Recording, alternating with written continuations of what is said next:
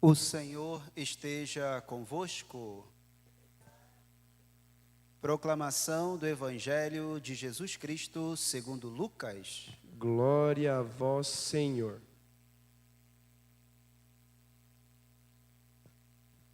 Jesus, vindo a Nazaré, disse ao povo na sinagoga: Em verdade, eu vos digo que nenhum profeta é bem recebido em sua pátria. De fato, eu vos digo, no tempo do profeta Elias, quando não choveu durante 3 anos e 6 meses, e houve grande fome em toda a região, havia muitas viúvas em Israel. No entanto, a nenhuma delas foi enviado Elias, senão a uma viúva que vivia em Sarepta, na Sidônia. E no tempo do profeta Eliseu, havia muitos leprosos em Israel. Contudo, nenhum deles foi curado, mas sim Naamã, o sírio. Quando ouviram estas palavras de Jesus, todos na sinagoga ficaram furiosos. Levantaram-se e o expulsaram da cidade.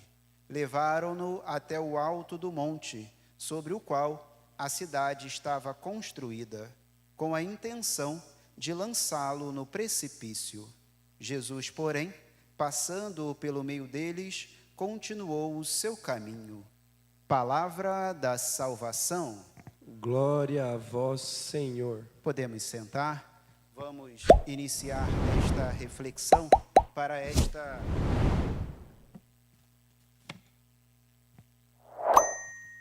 esta segunda-feira da terceira semana. Nós já estamos, muito impressionados, pelo menos eu estou bastante impressionado com a forma com que o tempo está correndo rápido, né? Nós já estamos praticamente na metade da quaresma. Então, para o pessoal, para quem está fazendo o seu propósito, né? Uma alegria boa, uma boa notícia, um evangelho, uma boa notícia de que já estamos encerrando esse período, esse propósito já está chegando ao fim de você concluir e obter êxito nesta sua colocação para com o coração de nosso Senhor Jesus Cristo. Uma boa notícia, né? Mas o Evangelho sempre coloca para a gente algo para a gente refletir, né? E no Evangelho de hoje, na liturgia de hoje, nós estamos observando o capítulo 4 do livro de São Lucas, né? Nós já estamos pelo Evangelho de hoje, a partir do 24 até o 30, mas para contextualizar e compreender bem a palavra que Deus quer dirigir aos nossos corações no dia de hoje, e eu gosto sempre, né? Quem acompanha aqui as minhas homilias e as celebrações da palavra que eu estou sempre aqui fazendo, sabe disso, que eu gosto muito de contextualizar para que a ideia fixe em nossos corações, para que nós não tenhamos dúvidas sobre o que nós precisamos refletir, o que a igreja nos convida a, como comunidade, chegar a um contexto de entendimento e esse entendimento ser transformado em ações para a nossa vida. Então, contextualizando esse capítulo 4 do Evangelho de São Lucas, ele inicia com a tentação de Jesus no deserto. Nós observamos esse evangelho lá no primeiro domingo da quaresma. Jesus é tentado pelo inimigo de formas que tornam a sua resistência exemplo para todos nós, né? Com esta provação que Jesus passa no deserto pelo seu inimigo, nós tomamos para nós que podemos sim, junto com Jesus Cristo, vencer todas as provações. E esse momento que inicia o 4º capítulo do Evangelho de São Lucas, que vai trazer para nós um contexto para esta reflexão, chega até o seu versículo 13. Toda a descrição da tentação no deserto vai correndo pelo 4º capítulo até a esse ponto que eu quero chamar a atenção, no versículo 13, onde diz assim: depois de tê-lo tentado de todos os modos, o demônio afastou-se dele para retornar em outra ocasião.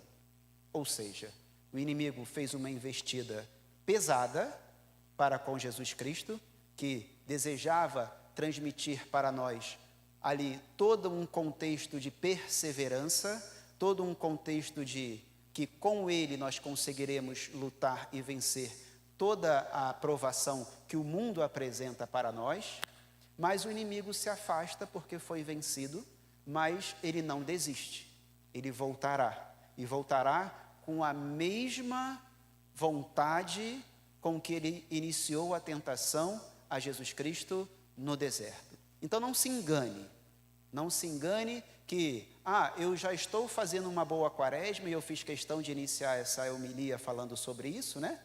Uma boa notícia para os que estão com os seus propósitos, já estamos no meio, já está terminando, porém não se engane, você está vencendo essa batalha, o inimigo percebe que você perseverou e venceu junto com Jesus Cristo, mas ele vai se afastar e no momento que você fraquejar, ele vai se aproximar de você novamente. Por isso, nós somos convidados a observar e caminhar com Jesus Cristo sempre, não só no momento de quaresma, não só no momento em que nós estamos, em que toda a igreja nos convida para caminhar neste processo de jejum, oração e penitência. Então, muita atenção para esta primeira observação da contextualização do que nós estamos refletindo no dia de hoje. Essa perseverança na caminhada com Jesus Cristo, ok? E seguindo ainda essa contextualização na tentação do deserto, quando vai ali para o capítulo 14, 15, 17, que já está terminando esta narrativa da tentação sobre Jesus Cristo no deserto, vai dizer assim para nós a partir do 14. Jesus, então, cheio do Espírito Santo, voltou para a Galileia, sua terra natal, de onde ele começou ali a receber os seus ensinamentos por Maria, por Nossa Senhora, por São José. Ele volta para a sua terra cheio, preste atenção, cheio do Espírito Santo. Isto está no versículo 14 deste mesmo capítulo 4 que nós estamos observando no dia de hoje. E no 15, ele começa a ensinar na sinagoga. Ele começa a ensinar na sinagoga e começa a falar sobre o que lhe foi apresentado. Jesus chega na sinagoga, recebe o convite para fazer a leitura do livro e é oferecido a ele o livro de Isaías. E ele escolhe a passagem que diz: lhe foi oferecido o livro do profeta Isaías e escolheu a passagem onde estava escrito que o Espírito do Senhor está sobre ele, porque me ungiu, enviou-me para anunciar a boa nova aos pobres, para sarar os contritos de coração. E no fim desta proclamação, lembre-se que ele voltou para a Galileia cheio do Espírito Santo. Foi-lhe oferecido o livro do profeta Isaías e ele, movido pelo Espírito Santo, ele faz essa leitura que nós acabamos de observar. E no fim dessa proclamação e no fim desse evangelho, ele faz aquela famosa homilia, né? A mais breve de todas e a mais linda de todas, que ele se senta e diz: acabou de se cumprir esta profecia. Ou seja, ele se anuncia como o Messias, ele se anuncia como o enviado de Deus. Aí neste contexto, todo o que eu te expliquei do capítulo 4, desde a tentação, onde o inimigo se afastou dele para voltar em outra situação, se afasta de mim e se afasta de você quando perseveramos na caminhada, mas voltará, não tenhamos dúvidas disso, ele não desistirá de nos tirar do caminho da salvação. Lembrando que ele voltou para a Galileia cheio do Espírito Santo, e cheio do Espírito Santo ele foi movido a proclamar esta palavra e dizer que ele é o Messias. Aí entramos no evangelho de hoje. No evangelho de hoje, nós observamos que ele começa a falar que o profeta não é bem recebido em sua terra. Por quê? porque quando ele termina esta homilia breve e linda que ele acabou de fazer, que se cumpriu esta profecia que acabamos de observar, quando ele termina esta homilia, todos que estavam na sinagoga entram em conflitos. Bem, se você é o Messias, e fazem essa pergunta, essa interrogação a Jesus, se você é o Messias, realize então estas coisas que diz que podes fazer, milagres, curas, e prove para nós que você de fato é o Messias. Olha, aqui eu quero fazer uma colocação. A dúvida, o questionamento é permitido ao cristão. Deve-se questionar, deve-se procurar estudar tudo o que é proclamado, tudo que eu estou falando para você aqui hoje. Não saia daqui acreditando piamente em mim, não. Busque compreender na palavra e movido pelo Espírito Santo, assim como Jesus foi movido pelo Espírito Santo para fazer aquela proclamação e breve homilia. Então, a dúvida que pode reinar em seu coração quando você escuta a palavra de Deus, que você tem aquele conflito de saber se segue ou não segue esta palavra, isto é lícito. Agora, quando Jesus coloca diante de você provas irrefutáveis e você continua a dizer não a esta palavra, aí a coisa já muda de figura. Nós observamos na primeira leitura, e Jesus no evangelho de hoje cita os dois casos, da viúva de Sarepta e do leproso Naamã. A primeira leitura explicou toda a história do leproso Naamã. Quem prestou atenção e percebeu bem o que aconteceu com Naamã. Naamã, ele não acreditou quando o profeta disse a ele: vai e se banhe 7 vezes no lago, no rio. Ele duvidou do profeta. Como eu disse, a dúvida que paira no coração de quem ouve a palavra é digna, não tem erro até aí. Você pode ter dúvida, você pode ter questionamento, mas quando os questionamentos são respondidos de forma que não dá mais para questionar, a coisa muda de figura. O que acontece com Naamã?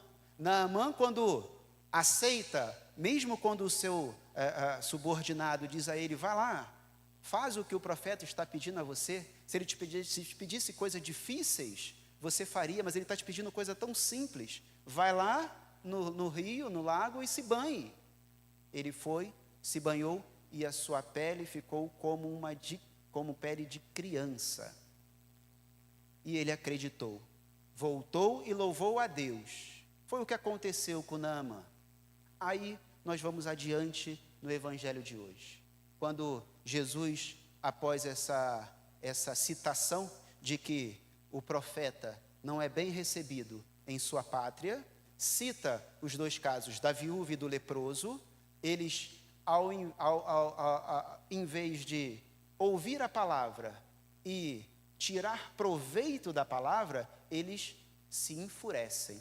A cólera toma conta do coração de todos que estavam na sinagoga, porque a dúvida pairou. Mas quando Jesus mostra, quando Jesus ensina, eles não aceitam, e em vez de buscar ainda mais, compreender ainda mais, abrir os corações para essa ação do Espírito Santo, eles preferem se enfurecer e expulsar Jesus da cidade. Todo mundo prestou atenção nesse momento? Então, sobre isso eu quero refletir com vocês sobre 2 pontos. Quando eles se enfurecem e decidem expulsar Jesus da cidade, o que eles fazem? Eles conduzem Jesus até o alto da colina, até o alto do monte, onde a cidade estava construída. Não é isso que aconteceu? Bem, e Jesus, um fato interessante, Jesus é Jesus, mas ele permite-se ser conduzido por aquele povo enfurecido até o alto do monte.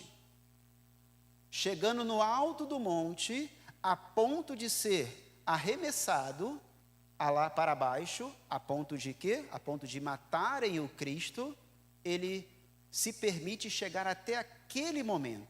O que isso quer dizer para mim e para você no dia de hoje? Esta caminhada com Jesus, de Jesus, com esse povo enfurecido, querendo matar o Cristo, que proclamou uma palavra de graça sobre todos que estavam na sinagoga.